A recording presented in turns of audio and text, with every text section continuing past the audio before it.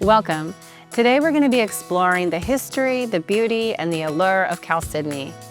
Our very own graduate gemologist will be joining us to talk to us more about this species, the different varieties it includes, and suggestions on how to design with this beautiful stone.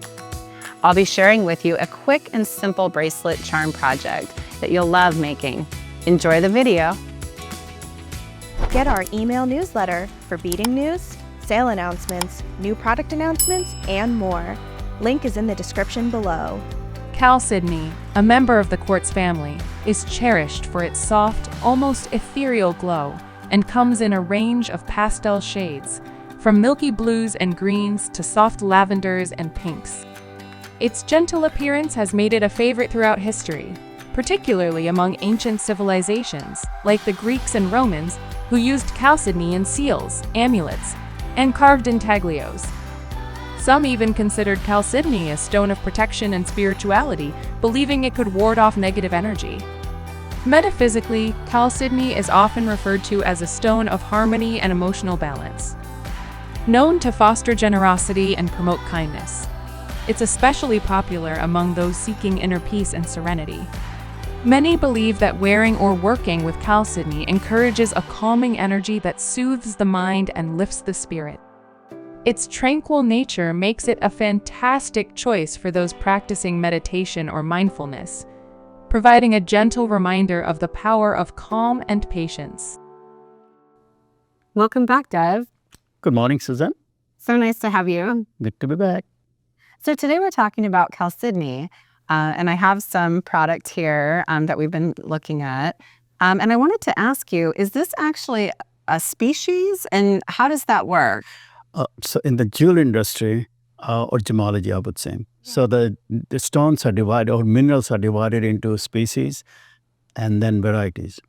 So species is all with the chemical composition and then crystal structure. That's how they divide it into species. And then from species, the different varieties, according to their colors, phenomena like star stone or color change and all those phenomena, that's how they divide into different varieties. So in this case, chalcedony is a species, and then there is a vast number of varieties in this species. Like for example, this blue lace agate or just plain chalcedony, and these are dyed, and then all the agates, jaspers, they're all part of chalcedony. Then the most expensive variety of chalcedony is a chrysoprase. The green color, The right? green color, Okay. like a jade green color. So that's the most expensive. Then petrified wood is also chalcedony.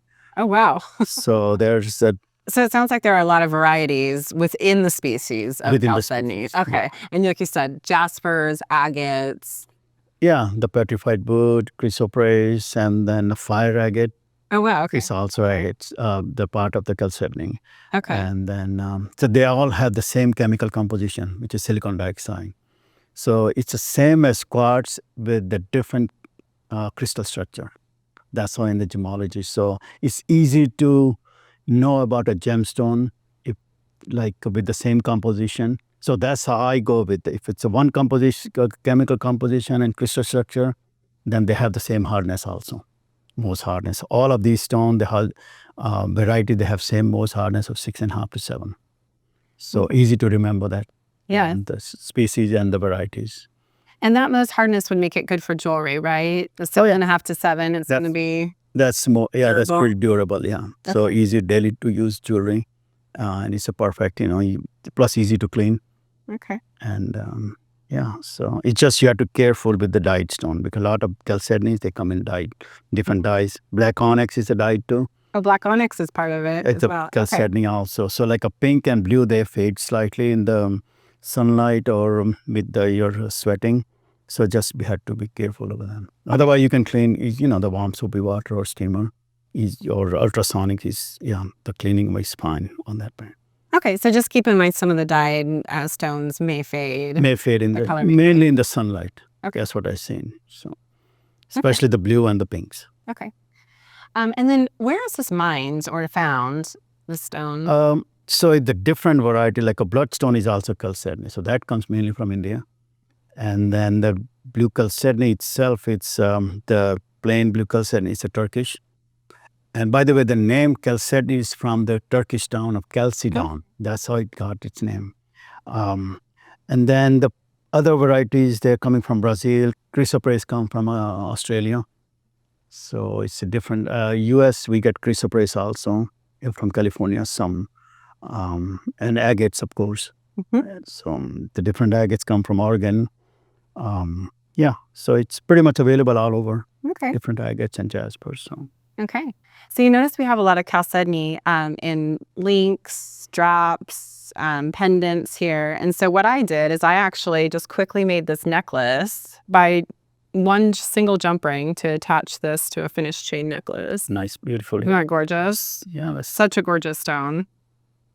So I did that. And then one other thing that I did, jewelry piece that I made, just some drop earrings using the so you added the loop on that? chalcedony. Yeah, just a simple jump ring to the ear wire. Yeah, perfect. Yeah, that looks great. Yeah, I love the pink color. Yeah, it's matching the rose quartz, but more better because it's more consistent, Yes, the color. yes, and super easy to make. So great for gifts. And then I thought, as always, I have a project for us to do together. Oh, okay. So let me show you what we're going to do. Okay. Today, we're actually going to be making a charm bracelet. And I'll show you, we sell these great adjustable bracelets that you can easily just add any charms to using jump rings. Great. So super easy. So you can see I've added a tassel and the chalcedony charm here.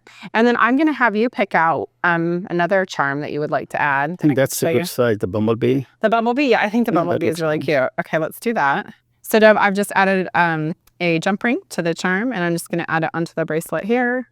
Super easy. Press it.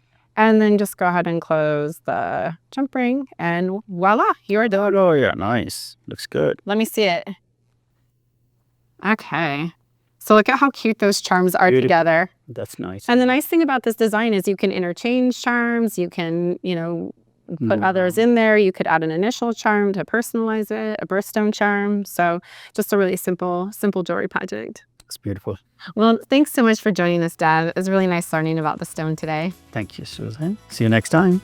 Thank you.